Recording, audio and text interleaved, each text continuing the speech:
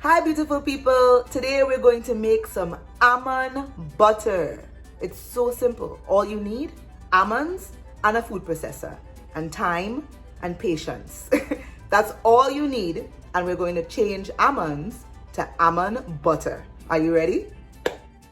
So I have 3 cups of raw almonds. I'm going to put them on a baking tray on some foil, and I'm going to put it in the oven at 260 degrees, not too high.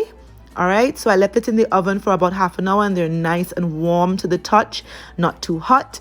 The warmth, that's what's going to help it process really fast in our food processor. So as you can see, after I've processed it for a while, it becomes like a flour. You gotta keep going, and this is where the patience comes in. It's gonna seem like if nothing is happening.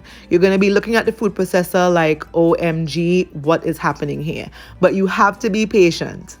Now, you have the option of just making your pure almond butter, or you can do as I did, and you can add about 6 dates and a little bit of salt to it.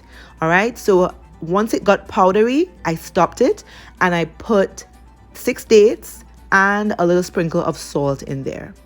It is also important to stop your food processor every now and then, and to use a spatula or a spoon to kind of bring whatever stuck to the edge of the food processor to bring it down towards the blade. All right, so I had to stop it quite a few times. As you can see, I'm stopping and I'm just going to scrape it down and kind of give it a little bit of assistance to blend. All right, I did this quite a few times.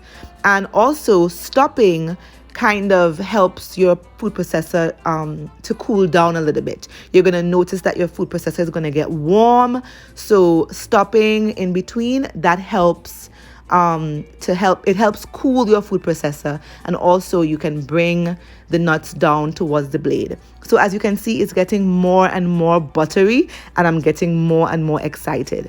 Another tip, when you pause your food processor, you can put a little bit of olive oil in there just to help with the processing. Because like I said, sometimes you may get wary, like it's not going to turn to butter. So if you put a little bit of olive oil or some grapeseed oil in there, or even some almond oil, it will help it turn to butter faster. Okay, so that's one little tip for you. And here it is, it's finally done. This took me about 20 minutes, between 20 minutes to a half an hour. It may seem like even much longer, but it just took about 20 minutes. And I put it in a container, and I'm gonna leave it outside for it to cool because it's really warm. So I'm gonna leave it to cool for about an hour or 2 and then pop it in the fridge. There it is, almond butter, no preservatives. Now, there are so many things you can do with your almond butter. You can have them as a snack. You can give them to your kids, a little cracker with some almond butter. Bread and peanut butter is always good. Bread and almond butter or peanut butter. Keep in mind, this process you can do with all other nuts. All right, so this can be done with peanuts. It can be done with cashews. You can make peanut butter and cashew butter, just as you saw me do it there with the almonds. Okay, so it's across the board. So yeah, you can use it as a snack, as a quick breakfast, or you can use your almond butter to make almond butter granola. Let's make some granola. So you've seen my granola recipe already, so let's just go through it real quickly. I have my rolled oats, I have my seeds, any seeds you want, I have some ground flaxseed, I have cinnamon, and I have some salt. And we're gonna just mix that all up. These are all your dry ingredients, and you can add or take away as you please. If you wanna add some almond, some cashew, whatever you wanna put in your dry ingredient bowl, you can. This is what I'm choosing to put today. Next, in your wet bowl, you have all your wet ingredients, starting with our almond butter. We have some coconut oil, and that black thing down there, that's vanilla essence. And I have my date sweetener. If you looked at my previous video, you would see how I make my date sweetener. This is a substitute for sugar and a substitute for honey. If you want, you can put honey and sugar in your granola. I choose not to, so I'm just whisking everything together, and then I'm gonna add the dry to the wet. So once you add your wet ingredients to your dry ingredients, all you have to do is toss it together. Make sure it's coated evenly. Go through it a few times to ensure that it's evenly coated.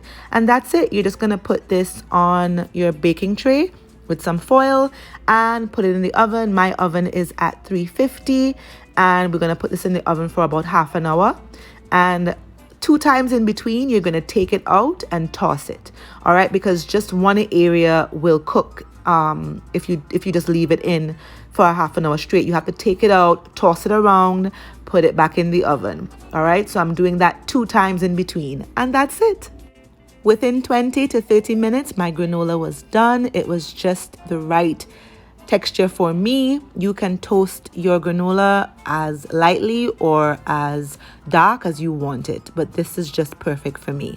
And at this point, you can add your dried fruit. You always add your dry fruit when your granola is done.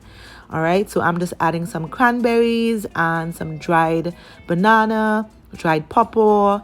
There's some dried pineapple in there. Just all the dried fruits you want, you can add and toss it in there and then just leave it to cool. After it's cool, you can bottle it.